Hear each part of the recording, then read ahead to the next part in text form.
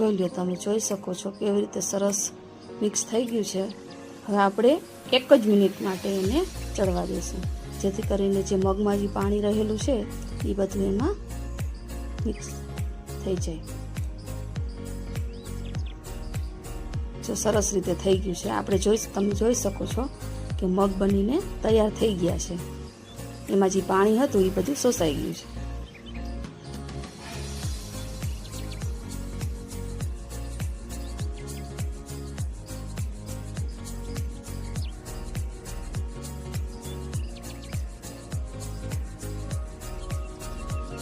હવે આપણે એને પીરસશું।